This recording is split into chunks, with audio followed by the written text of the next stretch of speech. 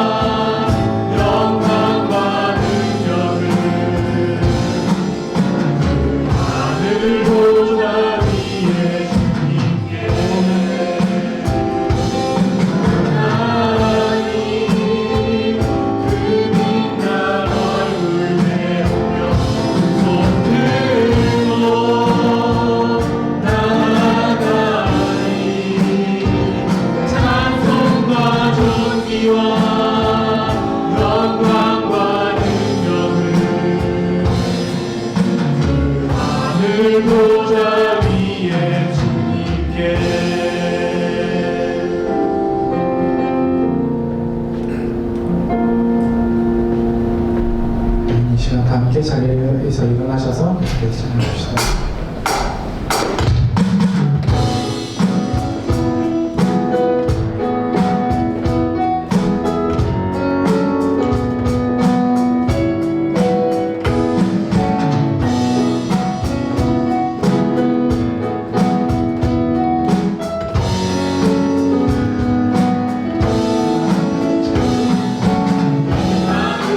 가득 채운 주 향한 찬양과 사랑 어떻게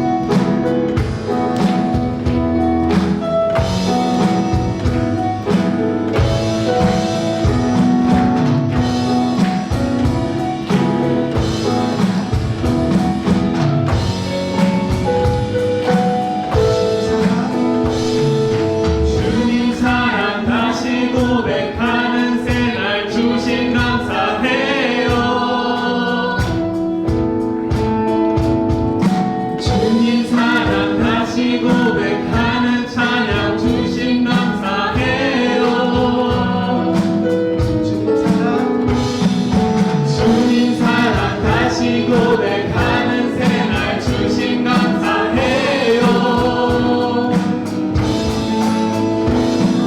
주님 사랑 다시 고백하는 찬양 주신 감사해요.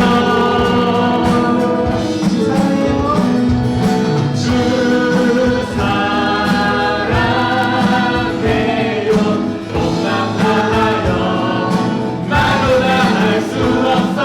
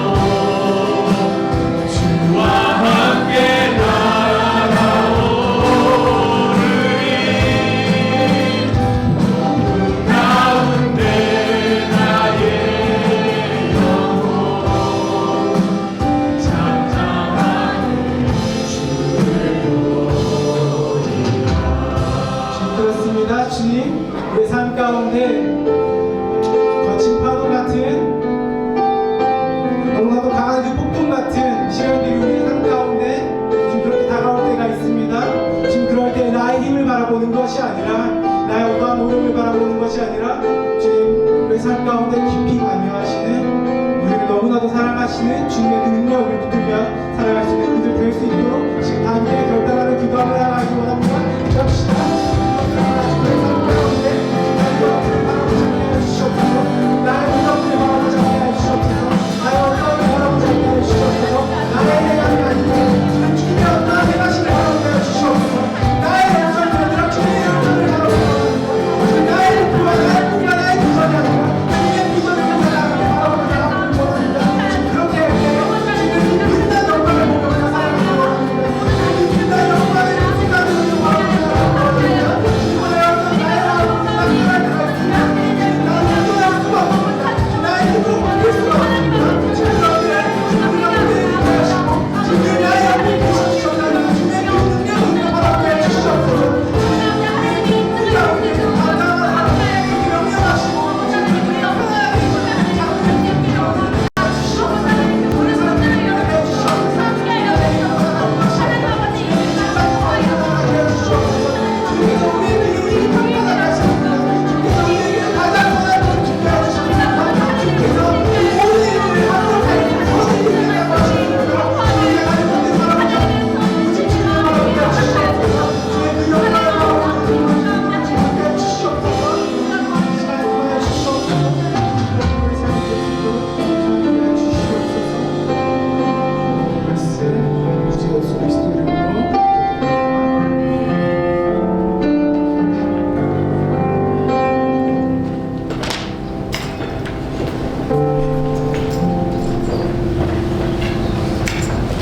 편안하게 네, 다 같이 기도드리겠습니다. 하나님 아버지, 우리 공동체가 주의 날을 맞이하여 한 자리에 모일 수 있게 하심에 감사합니다. 찬바람의 추운 날씨에도 우리가 주를 경배하고 찬양하기 위해 이곳에 모였습니다.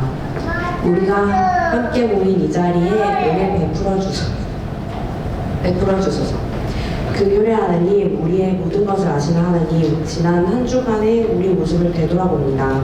주의 뜻대로 살고자 다짐하지만 그러지 못했던 모습들을 고백하고 주께 회개합니다.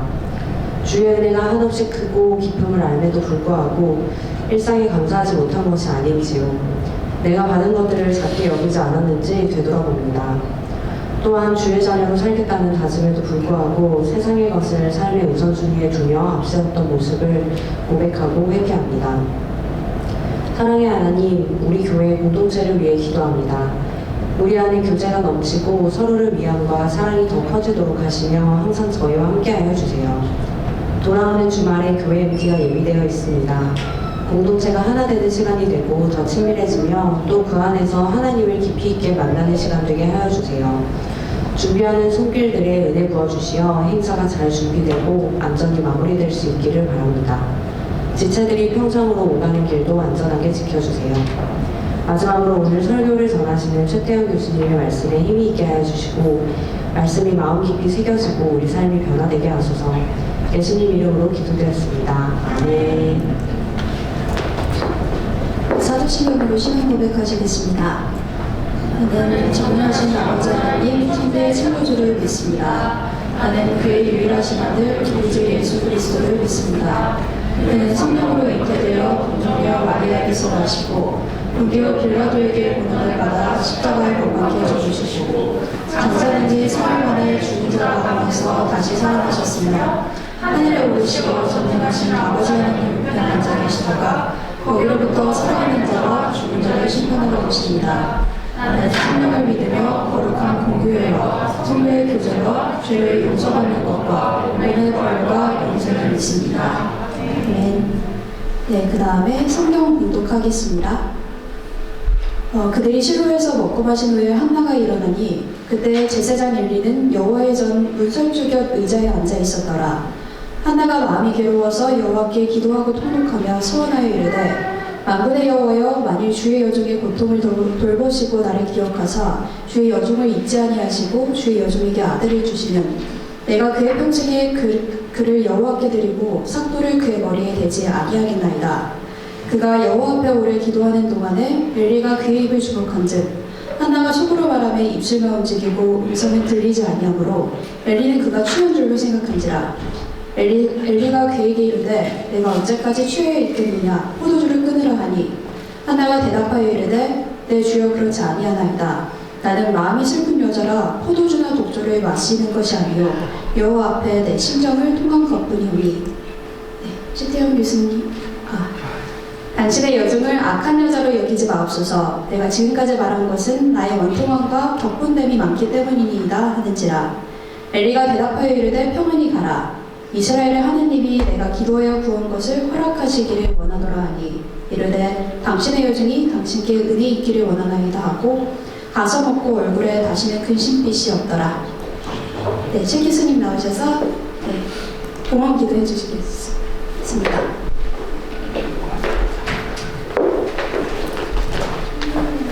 네, 다 함께 봉헌기도 드리겠습니다. 사랑의 주님, 이 자리에 저희가 예배를 드리고 주님을 높입니다. 저희들 이 자리에 주님께 드릴 예물을 가지고 나왔습니다. 주님, 저희 예물과 저희 마음을 받아주시고 주님의 뜻이 이 땅에 이루어지게 하옵소서. 예수님 이름으로 기도합니다. 아멘. 네. 여러분은 상심을 경험해 보신 적 있으신가요? 우리가 보통 마음이 아프다, 마음이 상했다, 혹은 상처받았다 같은 표현이 저절로 나오게 되는 그런 경험들이 있습니다. 그리고 이런 감정은 아마 누구나 느껴보았을 것입니다. 혹시 이 자리에 이런 감정을 느껴보지 않으신 분은 이미 천국에서 살고 계시는 그런 분이겠죠? 네. 우리 모두는 상심한 적이 있습니다. 여러분들 우리나라 의료보험 주관하는 건강보험공단 있잖아요. 그 통계에 따르면 한국의 우울증 환자 수가 2020년에는 이제 87만 명으로 조사됐는데 2023년에는 109만 명으로 증가됐습니다. 그래서 드디어 100만 명이 넘었다 해서 그 22년, 23년에 떠들썩했던 적이 있어요. 특히 20대 여성의 증가폭이 가장 가팔랐습니다. 우리 여기 많이들 앉아 계신데, 네. 여러분, 근데 파악된 숫자가 이 정도예요. 네, 실제로는 더 많겠죠. 우리 주변에 많은 이들이 마음의 아픔을 지니고 살아갑니다. 어떤 상심은 말조차 나오지 않을 만큼 깊기도 합니다.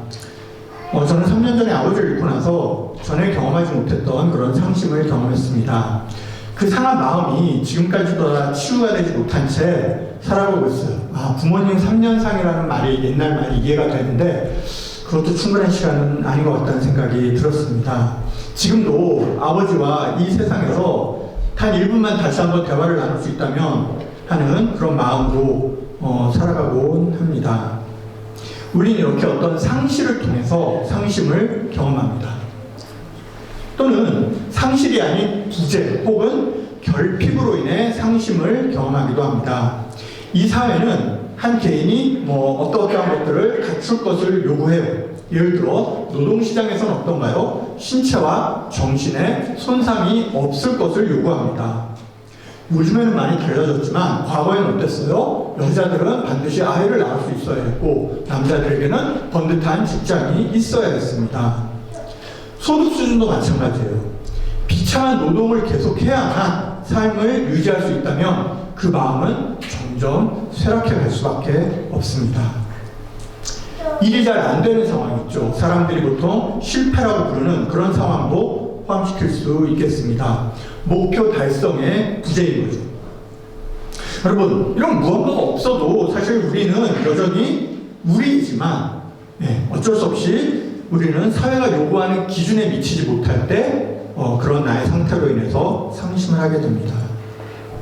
아울러서 어떤 관계가 상심을 경험하게 하기도 합니다. 저는 여러분들도 그렇겠죠. 저는 또 살아온 세월이 많다 보니까 수많은 사람들과 만나고 헤어졌습니다. 무심한 한마디에 오랜 친구를 잃기도 했어요. 교회도 그렇죠. 여러분, 교회에서 오랜 시간을 함께 했지만 결국 아무것도 남지 않았구나 하고 느끼게 된 적이 있었습니다. 교회라는 데는 아무래도 기대감을 품게 하는 그런 공동체다 보니까 인간으로서 다다르기 힘든 수준의 관계를 기대하게 돼요. 그러다 보면 실망도 하게 되고 상심도 하게 되는 거죠. 그러다 보면 또 신앙까지 흔들리는 경우도 없지 않습니다. 여러분, 우리 믿는 자들에게는 또 다른 상심의 계기가 있습니다. 바로 우리의 죄를 깨닫고 애통해야 할 때입니다. 여러분 가운데는 이제 교만이나 분노나 탐욕이나 미움과 같은 죄를 짓고 나서 나중에 아이고 그것이 죄였음을 깨닫고 애통해한 경험이 있을지 모르겠습니다. 어떤 경우에는 죄인 줄 알면서도 속수무책으로 끌려 들어가기도 합니다. 그리고 애통하게 하는 거죠. 아마도 나이가 들어가면서 이제 보다 분명히 느끼게 될 것이라고 생각됩니다. 이런 죄로 인한 상심은 마치 가룟 유다처럼 스스로를 저주하게 만들기도 합니다. 이렇게 상심은 다양한 방식으로 우리의 마음과 신앙을 좀먹습니다. 그래서 오늘 우리는 상심에 대해서 돌아보고자 합니다. 여러분, 상심은 심리학적으로 이렇게 정의가 돼요. 저도 외우진 않아서 읽어봐야 됩니다. 중대한 상실, 배신, 기대의 좌절, 트라우마 등에 의해 발생하는 강한 정서적 고통으로 정의됩니다. 그러니까 상심은 고통이에요. 상심은 단일하고 명확한 감정이라기보다는 슬픔, 우울, 불안, 분노, 무기력 등을 동반하는 굉장히 복합적인 감정입니다. 더욱이 상심으로 인한 그 통증은 우리의 신체적 통증과 유사한 방식으로 뇌에서 처리된다고 합니다. 상심으로 인한 스트레스는 그래서 결국 면역체계를 약화시키고 뭐 이렇게 우리가 가슴을 부여잡잖아요. 심혈관 질환을 높여줍니다. 무엇보다 상심은 우리의 마음을 망가뜨려요. 우울이나 자존감 저하, 무기력, 사회적 관계의 단절 등을 야기한다고 알려져 있습니다. 대단한 의학적 발견 같지만 사실 우리 다 알고 있는 사실이죠. 그리 놀랍진 않습니다. 확증된 것뿐이죠. 자, 우리 교회에서 자주 쓰는 표현 중에 쓴뿌리라는 표현도 있죠. 우리 마음의 치유, 영적 치유 얘기할 때 하는 그 쓴뿌리라는 표현도 있는데 이것도 그런 겁니다. 상심이라는 것은 우리 마음속에 오래 남는 거죠. 이제 서두에서 우리의 경험을 들어서 말씀을 드렸지만 마음이 상하게 되는 원인을 좀 더 이렇게 추상적으로 정리해보면 대략 이렇게 나눌 수 있을 것 같습니다. 첫 번째로 관계의 손상입니다. 특히 우리가 애착을 형성했던 존재와의 관계 손상은 엄청난 심리적 충격과 상심을 가져옵니다. 그래서 관계의 손상은 매우 위험한 경험이에요. 달라져버린 상대의 눈빛이나 뜸해진 연락이나 공동체 안에서 서먹해진 관계 등을 경험하면 우리는 말할 수 없이 마음이 상합니다. 둘째로 삶의 중요한 것들에 대한 상실입니다. 관계의 손상도 이런 거에 속한다고 하겠습니다만 직장을 잃거나 사별을 하게 되거나 하는 경우가 포함이 됩니다. 특히 사별 같은 경우에는요, 적절한 애도의 과정을 거치지 못하면 이 상실감으로 인한 상심은 매우 오래 가게 됩니다. 세 번째로 어떤 상심은 당장 눈에 보이는 원인보다는 어린 시절의 경험에 따른 트라우마가 보이지 않는 원인일 수 있습니다. 어릴 적에 어떤 버려졌던 그런 경험이나 거절 같은 경험을 하거나 정서적 학대를 당한 경우에 이후의 경험은 다른 사람들보다 쉽게 이렇게 상심하게 만드는 원인이 될 수 있다고 알려져 있습니다. 마지막으로 아무래도 세속적 이런 심리학적 연구에서는 상심의 원인으로서 죄를 말하진 않아요. 그러나 좀 아까 얘기했듯이 우리는 죄가 상심의 원인이 될 수 있음을 알고 있습니다. 놀랍지 않죠. 이것도 죄라는 것은 본질적으로 하나님과의 관계의 손상입니다. 우리에게 가장 중요한 존재와의 관계가 손상되는 것이니까 굉장히 중요한 이슈죠.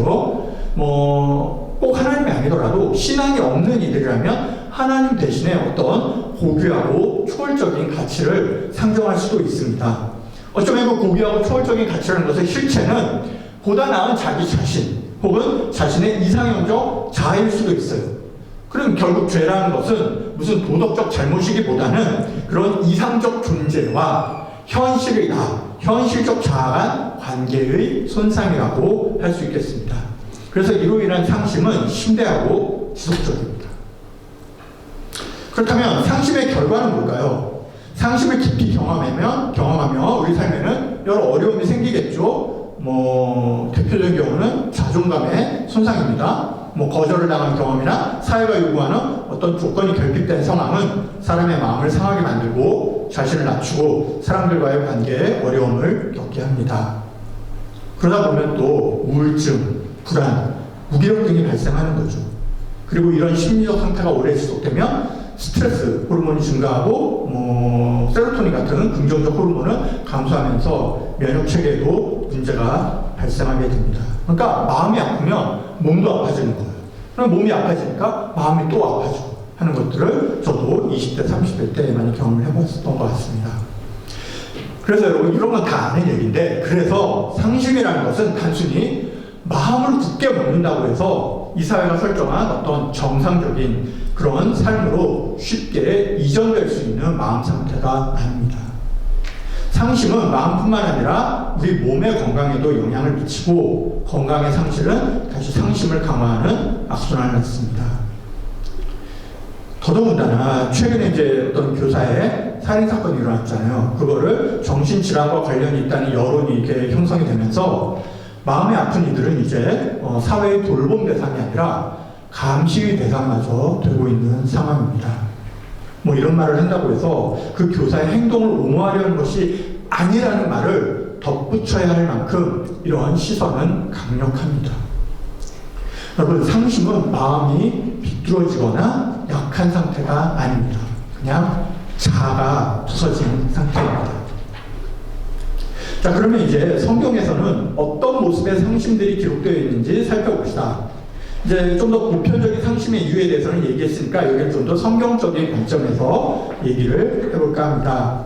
첫 번째로 관계의 손상으로 인한 상심의 대표적인 예는 바로 베드로입니다. 딱 머릿속에 떠오르시죠, 여러분? 누가복음 22장에 보면 베드로는 예수님께서 잡히시던 그 밤에 예수님을 3번 부인한 후에 다구는 소리가 들리자 문득 자신의 행동을 깨닫고 밖에 나가서 심히 통곡했다라고 기록되어 있습니다. 여러분, 예수님과 베드로의 평소 관계, 그리고 예수님께서 처했던 그 당시 그 비참한 상황을 생각해보면 베드로가 그 순간에 얼마나 가슴이 무너졌을까 우리가 상상할 수 있습니다. 예수님께서 부활하신 후에 베드로에게 일부러 굳이 3번이냐 네가 나를 사랑하느냐라고 물으심으로써 베드로의 마음을 고쳐주셔야 했을 만큼 베드로는 상심했을 것입니다. 관계가 손상된 다른 예는 사도 바울입니다. 사도행전 15장 36절 39절에서 보면 바울은 선교 여행을 떠나기 전에 마가라는 동역자가 있어요. 마가라는 동역자가 있었는데 이 마가가 그 전에 과거에 약속을 깼어요. 그 약속을 깼다는 이유로 마가와 동행하기를 거부했습니다. 그러자 바나바가 아니 좀 용서를 하자, 마가 용서해 줍시다 라고 얘기를 했어요. 그러니 바울이 어떻게 했어요? 바나바가 어떤 존재입니까? 바울을 교회 공동체로 이끈 존재임에도 불구하고 바나바와 결별을 했습니다. 대판 싸우고 헤어졌어요. 이 사건은 아마도 당시 초대교회 공동체의 가슴을 찢은 사건이었을 것입니다. 이런 바울은 말년에는 너무도 외로워졌습니다. 굉장히 고된 사역을 했기도 하고 그랬겠지만 어쨌든 외로워졌어요. 디모데후서 4장 16절에서 바울은 이렇게 얘기하고 있죠. 내가 처음 변명할 때, 그러니까 전도하러 다닐 때 나와 함께한 자가 하나도 없고 다 나를 버렸다. 그러나 그들에게 허물을 돌리지 않기를 원하노라 라고 말해요. 여러분, 여기서 흥미로운 것은 이 가운데 이 마지막 순간에 바울과 함께한 사람 중에 한 명이 바로 바나바와 헤어지게 만들었던 바로 그 마가라는 사실입니다. 바울은 디모데후서 4장 11절에서 디모데에게 마가를 데리고 오라고 하면서 마가를 어떻게 부르냐면요, 나의 일에 요긴한 사람이라고 불러요. 골로새서 4장 10절과 빌레몬서 1장 24절에서 마가는 확고한 바울의 동역자로 등장합니다. 마가를 바라보는 바울의 심정이 어땠을까요? 최소한 이 둘은 화해할 기회는 있었던 거죠. 두 번째로 성경에는 사역의 실패로 인한 상심들이 나타나 있습니다. 대표적인 예가 선지자들이에요. 선지자 모세는 백성들이 하나님을 원망하고 자신에게 이렇게 위협을 가하자 민수기 11장 15절에서 차라리 내 생명을 취하소서라고 탄식했습니다. 그냥 죽여달라는 거죠. 엘리야는 어땠나요? 엘리야는 갈멜산에서 바알 선지자들에게 결정적인 승리를 거두었잖아요. 아니 근데 그러고 나서 직후에 이세벨이 내가 너를 죽이겠다라고 협박을 하니까 어때요? 광야로 도망쳐서 열왕기상 19장 4절을 보면 여호와여 그냥 넉넉하오니 지금 내 생명을 거둬주셨어요. 또 모세처럼 자신을 차라리 죽여달라고 얘기해요. 예루살렘의 멸망을 끊임없이 예언했던, 하지만 예루살렘을 실제로는 사랑했던 예레미야는 아무도 자신의 말을 듣지 않자 그 아름다운 성읍이 망할 미래를 예견하면서 예레미야 20장 18절에서 어찌하여 내가 태에서 나와서 고생과 슬픔을 보며 나의 날을 부끄러움으로 보내는고 이렇게 노래했어요. 앞에 두 사람은 차라리 나를 죽여주라고 노래했는데 예레미야는 내가 왜 태어났을꼬 하고 노래를 한 것입니다. 믿는 사람들에게 사역이라는 건 뭐예요? 하나님께서 맡겨주신 일이잖아요. 그러다 보니까 그 일이 잘 되지 않을 때 우리는 말할 수 없이 상처를 받게 됩니다. 세 번째로 죄로 인한 상심의 대표적인 예가 바로 다윗입니다. 여러분, 죄라는 건 어때요? 대부분의 죄는 우리에게 쾌락을 가져오죠. 쾌락을 일시적으로 가져오긴 하지만은 죄를 죄로 자각하는 순간 우리 마음에는 이제 통증이 밀려옵니다. 다윗은 우리아 안에 밧세바와 동침한 후에 나단 선지자를 통해서 하나님의 질책을 듣잖아요. 그러자 상심을 해요. 최소한 상심합니다. 상심을 하고 그 상태에서 우리가 아는 시편 51편을 썼습니다. 시편 51편 17절에서 보면 다윗은 하나님께서 원하시는 것은 상한 심령이다라고 노래했습니다. 자신의 심령이 상했다 이거죠. 다윗의 죄는 밧세바의 쾌락을 남긴 것이 아니라 하나님 앞에서 온통 깨져버린 심령을 남겼습니다. 관계의 손상으로 아까 언급한 베드로의 경우도 사실 죄로 인한 상심의 한 모습이라고 볼 수도 있습니다. 죄라는 것의 본질이 결국 하나님과의 관계의 손상이기 때문이죠. 다만 이제 죄로 인한 상심은 우리가 회개하고 있다는 증거이기도 합니다. 상심이 없다면 회개하고 있지 않다는 의미도 되는 거죠. 여러분, 다윗이 회개하지 않았다면 울면서 시편 51편을 쓸 일도 없었을 거예요. 베드로가 회개하지 않았다면 그냥 그날 밤 아이고 살았다 하고 역사는 끝났을 것입니다. 자, 이제 오늘의 말씀 한나에 초점을 맞춰봅시다. 여러분, 한나의 상심은 결핍으로 인한 상심이었습니다. 한나에게는 자신을 지극히 사랑해주는 남편이 있었지만 당시 시대상으로 보면 어때요? 결정적으로 자식이 없었습니다. 남편에게는 그 남편 엘가나에게는 브닌나라는 또 다른 아내와 그로부터 낳은 자녀들이 있었어요. 그 당시 시대적 가치와 권력 구조 속에서 브닌나는 이렇게 한나를 무시했죠. 한나를 무시함으로써 한나의 결핍을 더욱 아프게 만들었습니다. 이런 브닌나의 괴롭힘에 한나는 어떻게 대응했나요? 사무엘상 1장 7절에는 한나가 울기만 하고 아무것도 먹지 않았다라고 적고 있습니다. 여러분, 이거 전형적인 우울 증상입니다. 상심이란 이런 것입니다. 여러분, 누군가가 여러분의 오른편 뺨을 이렇게 팍 쳤어요. 그때 가만히 있으실 분 있으신가요? 뭐 상대에 따라서 분노 조절이 잘 될 때도 있고 안 될 때도 있고 하겠죠. 근데 어쨌든 한나는 남편 엘가나의 사랑을 받고 있어요. 그래서 마치 아브라함 때 사라처럼 큰 소리 칠 수도 있었을 거예요. 하지만 울기만 했습니다. 이게 상심의 모습인 겁니다. 인간의 어설픈 위로가 작동하지 않습니다. 오로지 하나님만이 치유하실 수 있는 상심입니다. 여러분, 엘가나의 어설픈 대응을 사무엘상 1장 8절에서 봅시다. 이렇게 적혀있죠. 그의 남편 엘가나가 한나에게 이르되 한나여 어찌하여 울며 어찌하여 먹지 아니하며 어찌하여 그대의 마음이 슬프냐. 내가 그대에게 10아들보다 낫지 아니하냐. 이 구절 읽어보면 어때요? 너 티냐? 뭐 이런 얘기가 떠오르죠. 엘가나는 티였던 것 같아요. 도대체 이런 위로가 무슨 의미가 있었을까요? 여러분, 그런데 엘가나가 무서워 보여도 결국 우리도 똑같습니다. 대부분의 사람들은 엘가나만큼도 상심한 사람에게 다가서지 못합니다. 여러분, 믿는 사람들의 상심에는 또 다른 모습도 있습니다. 10절에 보면은 한나는 괴로운 마음으로 주님께 나가서 흐느껴서 울면서 기도했다고 나옵니다. 이어서 15절에 보면 한나는 자기를 오해하고 책망하는 엘리 제사장에게 이렇게 말합니다. 제가 좀 다른 여권을 가져왔는데요. 슬픈 마음을 가눌 길이 없어서 저의 마음을 주님 앞에 쏟아 놓았을 뿐입니다. 한나가 상심했을 때 할 수 있는 일은 그 상한 마음을 주님 앞에 쏟아놓는 일이었습니다. 여러분, 요약해 봅시다. 성경 속에 나타난 상심한 이들의 모습은 이런 것들이 있었습니다. 눈물, 슬픔, 절망, 수치심, 죄책감, 무기력, 그리고 외로움 등입니다. 상한 마음은 그래서 하나의 깨진 그릇과도 같습니다. 거기에는 죄로 무너진 세상과 우리 인간의 연약함에서 나오는 모든 비참함이 다 담겨 있으면서도 그 깨진 틈으로 이렇게 눈물이 되어서 흘러나오고 있는 거죠. 이제 여기까지면은 우리가 신을 믿을 이유가 별로 없습니다. 아마도 니체 같은 철학자는 이렇게 얘기할 거예요. 슬퍼하고 있지 말고 벌떡 일어나서 너 자신의 운명과 싸워서 초인이 되라. 뭐 하고 있는 거야 나약하게. 이렇게 주장할 겁니다. 여러분들 니체 책을 읽으면 막 도전이 돼요. 네, 그런 부분이 있습니다. 이렇게 말할 거예요. 요즘에 이제 청년들에게 조언하는 수많은 자기 개발서들도 결국 엘가나처럼 말합니다. 나 자신을 위로할 수 있는 것은 나 자신뿐이야. 나 자신을 일으킬 수 있는 것도 나 자신뿐이야. 결국 자기 자신밖에 없다. 그러니 일어나라. 여러분 그렇다면은 못 일어나고 있는 이들은 뭐란 말인가요?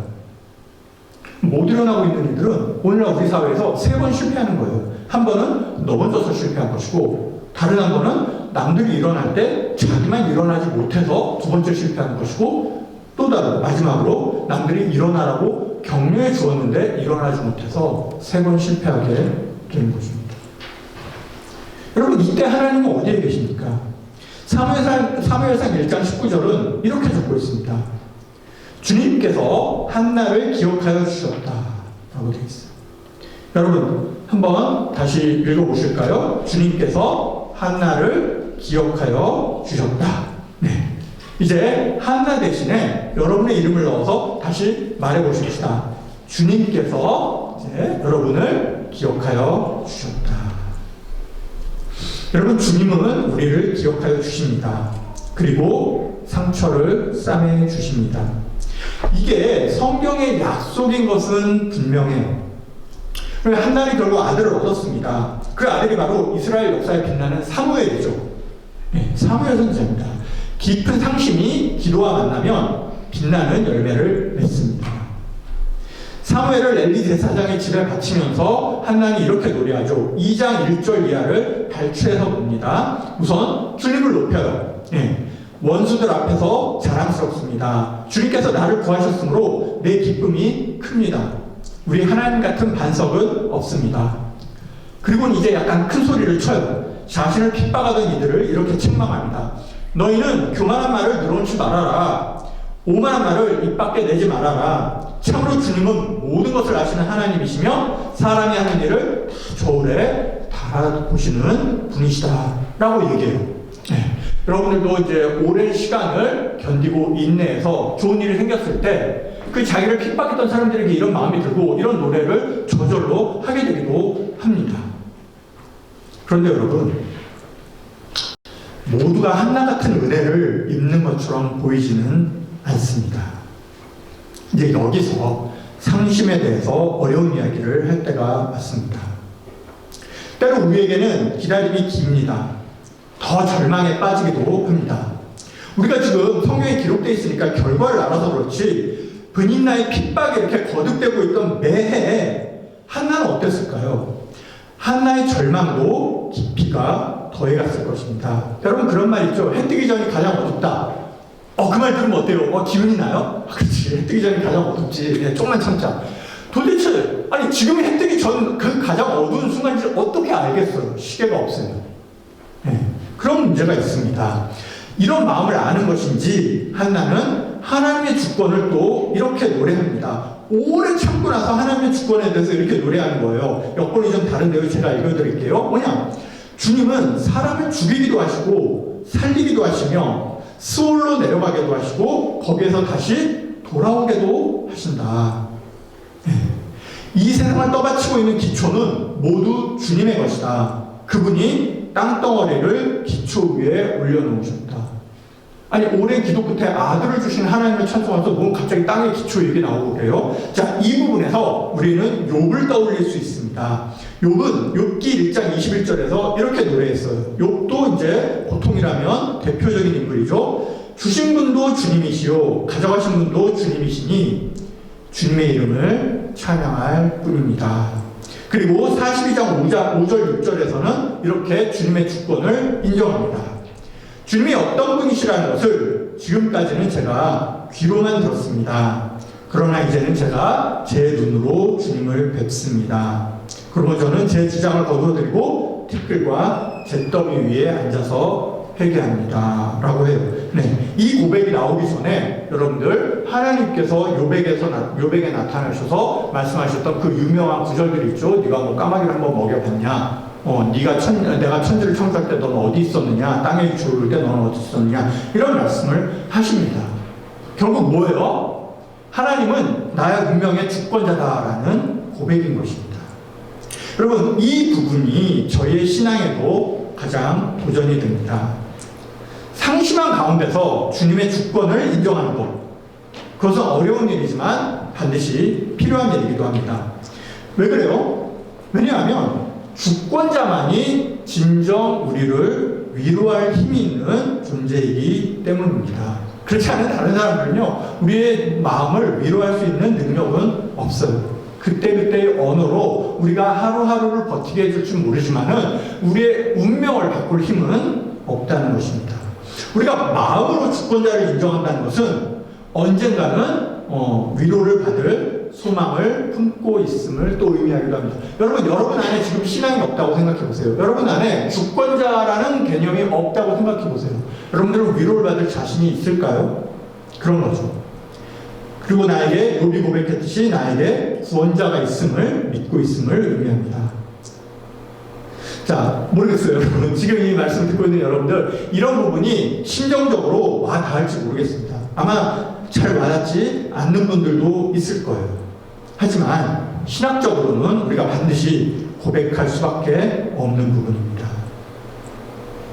여러분, 제 주위에는 저를 포함해서 상심의 고통으로 메일을 보내는 이들이 있습니다. 여러분들 오늘은 이제 생각이 드시는 분 있을 거예요. 최 교수님은 맨날 어둡고 우뚝한 주제로 설교를 하네. 네, 이런 생각이 들지는 모르겠는데 저도 그런 터널을 지나가고 있는 것 같습니다. 여러분, 때로는 한없이 하나님을 원망하게 되기도 해요. 그런 사람들 많이 보아왔죠, 우리. 하지만 저는 이런 이들의 모습이 너무도 귀합니다. 왜냐? 하나님을 믿기에 하나님을 원망하는 거니까. 그래서 어떤 날은 소망을 품고 나타나기도 합니다. 제가 할 수 있는 일이라고는 그가 싸워나가는 모습을 지켜보고 기억하는 그런 일뿐입니다. 그를 위로하는 궁극의 존재는 바로 하나님이십니다. 자, 이제 말씀을 마무리합니다.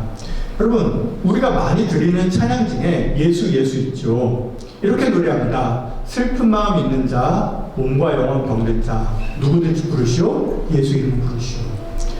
여러분, 저는 우리가 경험하는 신앙생활의 진실을 부정하고 싶지는 않습니다. 예수 이름을 부른다고 해서 병이 바로 낫고 마음이 바로 치유되고 이런 것은 아닙니다. 반대로 마음이 치유되지 않았다고 해서 그가 예수 이름을 부르지 않았거나 하나님을 믿지 않는다고 단정할 수도 없는 일이죠. 하나님은 우리를 반드시 치유하십니다. 하지만 하나님은 두 가지를 주권적으로 결정하시는데 바로 그 시기와 방법입니다. 때로는 야속하지만 하나님은 이렇게 우리가 직면하는 무념무상한 자연 법칙이 아니에요. 이제 며칠 후면은 이제 봄바람에 불고 꽃이 피기 시작할 거 아니에요. 그런 자연 법칙이 아닙니다. 우리 하나님에게는 어떤 모략이 있어요. 우리를 향한 계획이 있는 것입니다. 그 시기와 방법을 통해서 하나님은 우리를 빚어가십니다. 그리고 지난주에 우리 박노희 목사님께서 말씀하신 대로 결국에는 부활이라는 최고의 위로를 우리에게 주실 것입니다. 여러분, 한나의 이야기로 잠깐 돌아갑시다. 한나는 엘리 제사장의 축복을 받고 나서 1장 18절에 보면 음식을 먹고 다시는 얼굴에 슬픈 기색을 띠지 않았다고 적혀 있어요. 어떻게 이렇게 갑자기 전화를 주시는지 모르지만 이런 게 하나님의 은혜인 거죠. 어쨌거나 한나는 그렇게 변했습니다. 여러분, 문제의 해결이 마음먹기에 달린 건 아니죠. 하지만 오늘 이 순간만큼은 어느 정도는 마음먹기에 달려 있습니다. 믿음이라는 것은 뭐예요, 여러분? 마치 이미 받은 것처럼 오늘에 충실한 것을 의미합니다. 상심한 마음을 붙잡고 괴로워할 때 우리가 해야 할 두 가지는 예수의 이름을 부르는 것과 가서 음식을 먹는 것입니다. 하나님께서 주신 날들을 즐거워하는 것입니다. 저도 잘 안 되지만, 저도 잘 안 돼서 이런 말씀을 여러분과 나누고 싶었어요.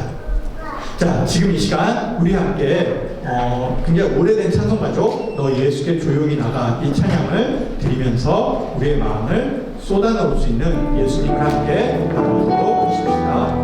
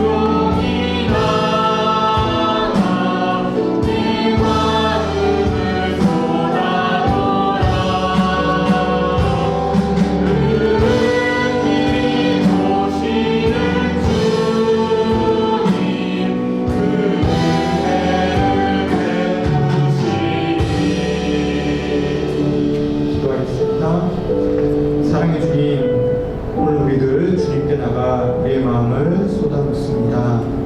한나의 기도를 들어주셨듯이 우리의 기도를 들어주시고 상심의 날이, 기쁨의 날이 되게 하옵소서. 예수님 이름으로 기도합니다. 아멘.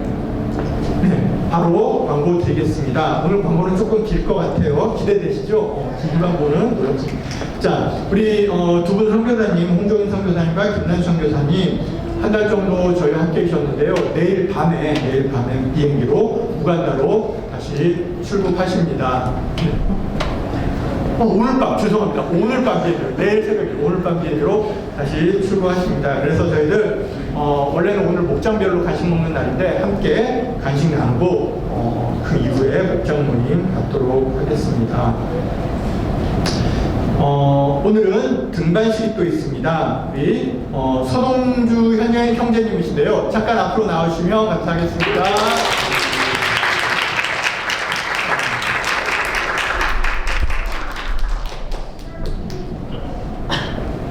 네, 그 뒤에 우리 형제님 소개 말이 있고요. 소감 한마디 부탁드릴게요. 사주가 되게 빠르게 지나간 것 같아요. 처음 본 사주분인데 앞으로도 잘 나오고 목장 들어가서 열심히 하겠습니다. 우리 동주 형제님은 종원 준 목장으로 들어가게 됐습니다. 우리 방동희 목사님 잠깐 나와주셔서 축복 기도 해주시면 감사하겠습니다.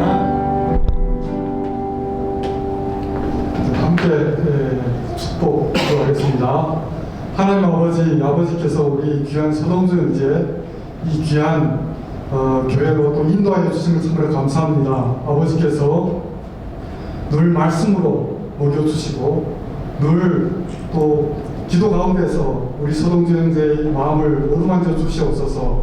아버지 주께서 축복하여 주시사 학업과 또 가정 가운데서 주님께서 인도하여 주시사 주님께서 지혜의 지혜를 더해 주시사 하나님을 경외하는 지혜와 능력을 더해 주시사 학문을 연구함에 있어서 더욱더 깊이가 있게 하여 주시옵고 모든 실험과 모든 연구 가운데서 주께서 도우시는 은혜가 가득할 수 있도록 주여 도와 주시옵소서. 아버지께서 또 목원으로서 또 귀한 또 모임에 참여할 때 즐거운 또 교제가 되게 하여 주시옵고 오늘 귀한 또 말씀 가운데서 여러 아버지 하나님 그 어떤 상황이 있을지라도 그 상심을 이겨내는 주님의 기적과 주님의 도우심이 가득할 수 있으리라고 믿습니다. 아버지께서 또 우리 서동주 형제 가정 가운데서 또 아버지 가족 가운데서 주님께서 부모님의 또 건강을 주님께서 늘 지켜주시옵고 보호하여 주시옵소서. 그래야 온 가족이 주께 영광 돌리는 귀한 삶 살 수 있도록 주여 도와주시옵소서. 학업 가운데서 늘 평안케 하여 주시옵고 주님의 기름 부으심 가득 충만한 귀한 학업이 다 될 수 있도록 주여 도와주시옵소서. 주께 영광 돌리며 감사하며 예수님 이름 받들어 기도합니다. 아멘. 아멘.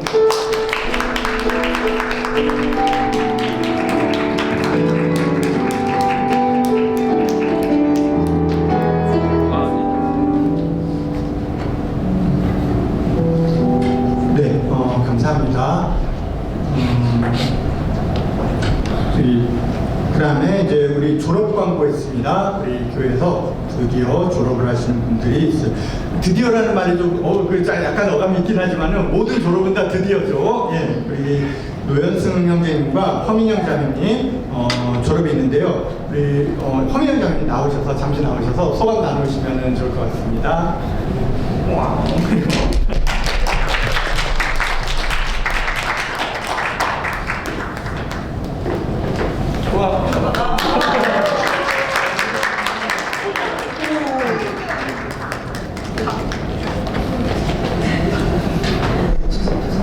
감사합니다. 네. 안녕하세요. 박사 과정 입학하면서 서울대학교에 왔는데 벌써 졸업을 하게 됐습니다. 개인적으로, 신앙적으로 많이 공부할 때 여기로 왔었는데 많은 분들의 도움과 기도와 여러 가지 나눔과 치유로 많이 회복돼서 끝까지 하고 마무리할 수 있었던 것 같습니다. 특히 이제 제가 그 큐티 모임에서 은혜를 많이 받았었는데 최은정 전사님께서 감사하다고 말씀드리고 싶고 제가 좀 불량 정도였던 것 같은데 그래도 지연 오빠랑 생일 축하해요. 네. 그리고 윤정 언니랑 다윈 오빠랑 목자를 해주신 분들 덕분에 잘 할 수 있었던 것 같습니다. 저는 소비자학과인데 위험 사건에서의 소비자 분노에 대해서 연구를 해서 사람들이 너무 화가 많냐 그런 얘기 들었는데 뭐 그런 연구했습니다. 그래서 앞으로도 계속 그런 위험 사건이나 공중보건 이런 거에 대해서 관심을 갖고 연구를 진행하고 싶고요. 운 좋게 충북대 강의 기회가 열려서 다음 학기에 시간 강사로 나가게 됐는데 개인적으로 조교하면서 학생들 가르치는 건 좀 즐겁다고 느꼈어요. 근데 이제 제가 모르는 과목을 가르쳐야 돼가지고 그래서 아직도 수업 준비가 다 안 됐는데 좀 두려움이 있습니다. 그래서 그거에 대해서 기도를 해주시면 감사하겠습니다. 감사합니다. 네, 축하합니다. 졸업이라는 게 끝이 아니라 시작이라는 말씀 딱 맞는 그런 말씀이신 것 같습니다. 너무 잘 된 것 같아요. 오늘 현승형제는 못 왔는데요. 대신 우리 현승형제 부모님께서 저희 교회에 이제 감사의 표시로 간식을 오늘 후원해 주셨습니다. 네, 나중에 메시지라도 남겨주시면 좋을 것 같습니다. 네. 또 다른 소식입니다. 우리 상훈 형제 이거 해약했다가 이제 다시 복학에도 우리 교회를 돌아왔습니다. 환영해 주시기 바랍니다. 우리 상훈 형제분이 우리 교회 주보를 매주 또 멀리서도 만들어주고 계셨어요. 그래서 보이지 않는 곳에 수고 많으셨는데 이렇게 오른손이 아니라 왼손이 모르게 하지만 뭐 본인이 그러면 되고 이제 저희는 이렇게 광고 드렸습니다. 늘 감사했어요. 네.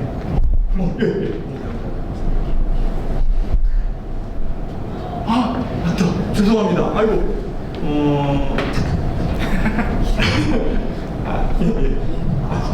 미영야매님 우리 김은영 목사님께서 기도해 주기로 하셨죠. 네, 제가 까맣게 했습니다.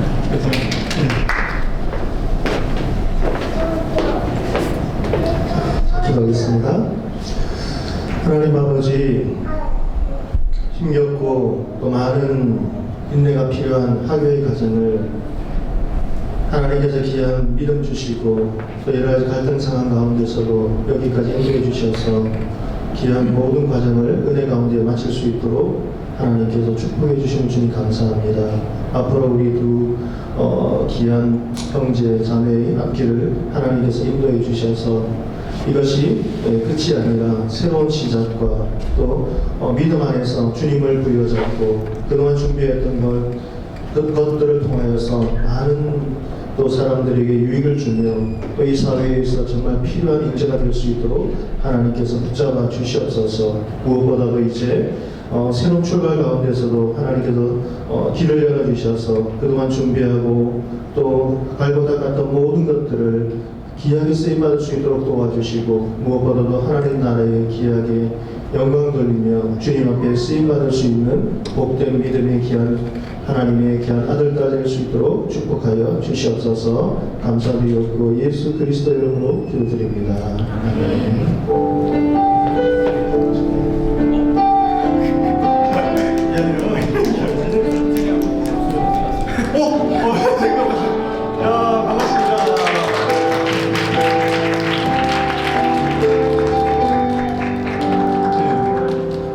현수형제하고 우리 목사님 잠깐 한숨 돌리시고 다시 앞으로 불러주시겠습니다.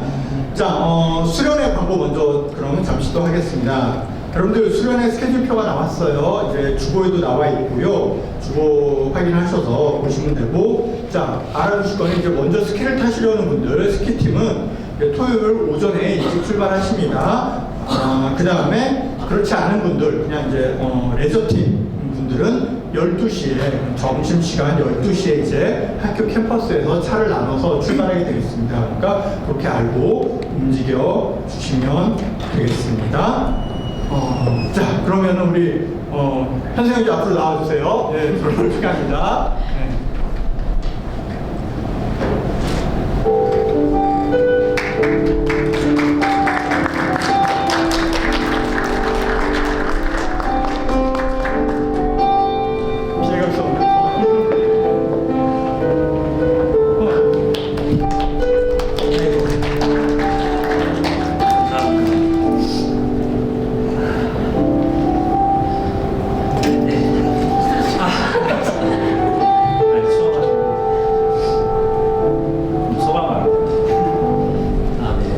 일단 너무 감사드리고요.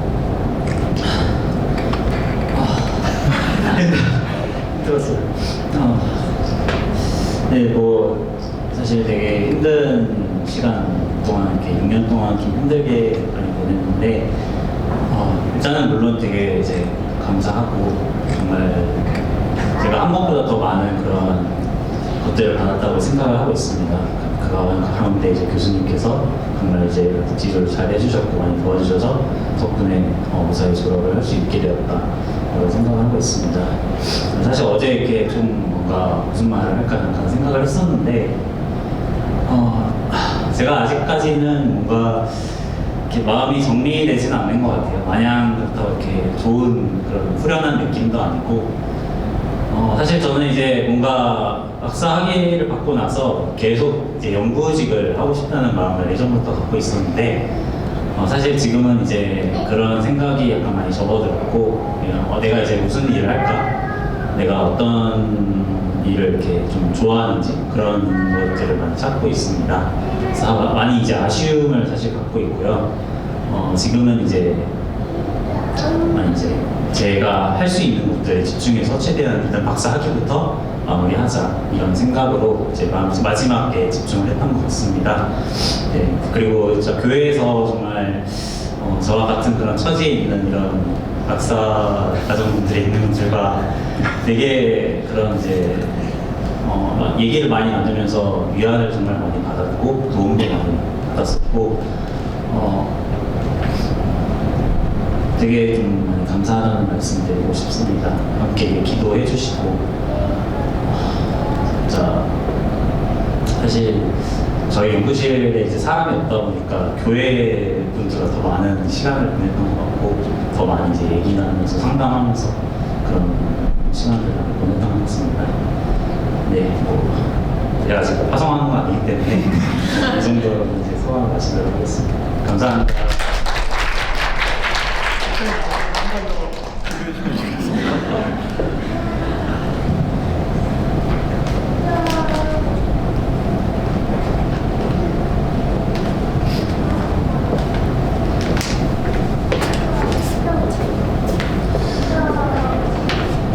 은혜와 사랑이 풍성하신 하나님 아버지, 우리 또 현성 형제를 저기 붙잡아 주셔서 귀한 믿음 주시고 참 한나와 같이 때로는 어둠의 터널 끝이 없이 언제 끝날지 모르는 이 과정을 하나님께서 함께 해주셔서 또 우리 현성분에게 더 큰 믿음 주시고 또 이렇게 졸업할 수 있는 은혜 베풀으시는 주님 감사합니다. 하나님 준비했던 것들 그동안 눈물 흘리며 갈등했던 모든 것들이 믿음 안에서 주님의 손 아래 합력하여 선을 이루어주시는 하나님의 그 능력의 손길 아래 귀하게 아름답게 열매 맺을 수 있도록 은혜 베풀어 주시옵소서. 우리보다 더 잘하시는 창조주 하나님께서 우리 현성 형제의 앞길을 주께서 인도하여 주시고 또 하나님께서 예비하신 선한 길로 또 하나님께서 그 발걸음을 인도해 주시기를 주님 원합니다. 더욱더 무엇보다도 믿음 위에 믿음을 더해 주셔서 참 앞으로 또 귀하게 준비했던 것들 정말 찬란하게 또 귀하게 쓰임받을 수 있고 또 하나님께 영광 돌릴 수 있는 믿음의 길을 걸어갈 수 있는 주의 귀한 아들 될 수 있도록 축복하여 주시옵소서. 하나님께 감사드리옵고 예수 그리스도 이름으로 기도드립니다. 아멘.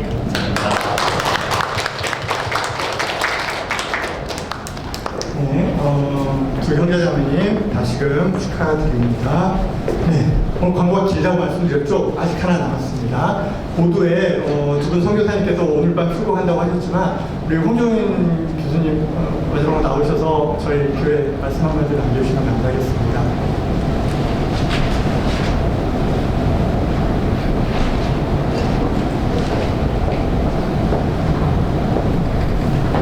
예, 지난번에 많은 이야기를 나누었고요.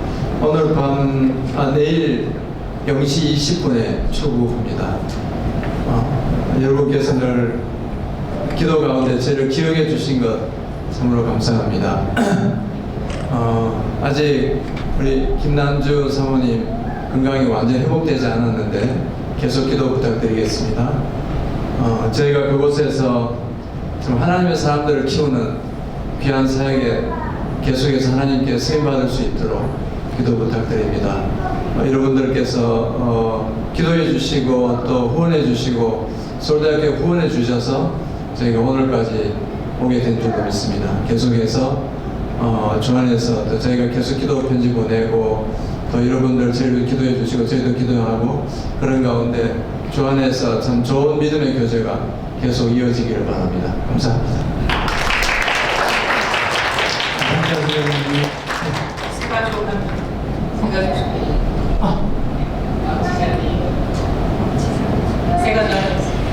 생가족. 네. 뒤에 잠깐 일어나셔서 자기소개 부탁드려도 될까요?